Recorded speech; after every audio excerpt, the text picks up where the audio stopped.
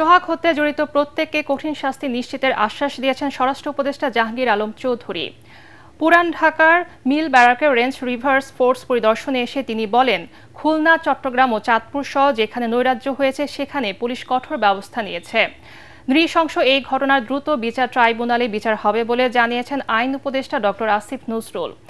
দেশের আইন শৃঙ্খলা পরিস্থিতির উন্নয়নে রাজনৈতিক দলগুলোকেও এগিয়ে আসার আহ্বান জানিয়েছেন পুলিশ মহাপরিদর্শক ডাক্তার বাহারুল আলম।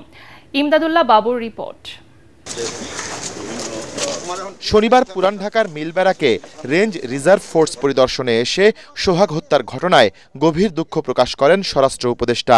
এ সময় তিনি বলেন, পুলিশ সর্বোচ্চ গুরুত্ব দিয়ে এই ঘটনার তদন্ত করছে। এখন থেকে মব সহ যে কোনো ধরনের নৈরাজ্য আর বরদাস্ত করা হবে না বলেও হুঁশিয়ার করেন তিনি। এটার জন্য আমরা অলরেডি 5 জনকে আইনের আওতায় নিয়ে আসছি। গতকালকে র্যাব 2 জন ধরছে, ইশারা 2 জন ধরছে, ডিএমপি 2 জন ধরছে, আজকে রাত্রে 1 জন ধরছে। আমাদের ডিবি টিমগুলি অলরেডি বিভিন্ন জায়গায় আছে, বাকি যারা আছে তাদের আইনের আওতায় নিয়ে আসার জন্য। এটা খুবই দুঃখজনক ঘটনা। চাঁদপুরে একটা ঘটনা ঘটছে, এটাও আমরা আইনের আওতায় নিয়ে আসছি। আমরা কিন্তু খুব একটা অসহিষ্ণু হয়ে গেছি। ছোটোখাটো যে কোনো একটা ঘটনা ঘটলেই আমরা ইসে যাই। এই জন্য এটা আমাদের সমাজের সব শ্রেণী, আমরা সহ আমাদের সবারই কিন্তু এটা একটু আগে আসতে হবে। এ সময় পুলিশের আইজি জানান, নৈরাজ্য সৃষ্টিকারীরা যে দল বা মতের হোক না কেন, তাদের কঠোর হাতে দমনে সারা দেশের পুলিশকে নির্দেশ দেওয়া হয়েছে। এ কাজে রাজনৈতিক দলগুলোর সহযোগিতাও চেয়েছেন তিনি। প্রধান চ্যালেঞ্জটা হচ্ছে যে ভাই,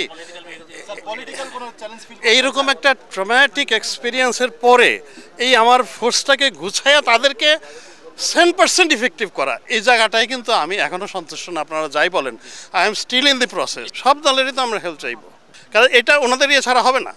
তাই ওনাদের কাছে তো অবশ্যই আমাদের অল সর্ট অফ হেল্প, আমাদের সাপোর্ট লাগবে। এদিকে সামাজিক যোগাযোগ মাধ্যম ফেসবুকে এক পোস্টে আইন উপদেষ্টা আসিফ নজরুল জানিয়েছেন, মিটফোর্টে ব্যবসায়ী হত্যার ঘটনার বিচার দ্রুত বিচার ট্রাইব্যুনালে হবে।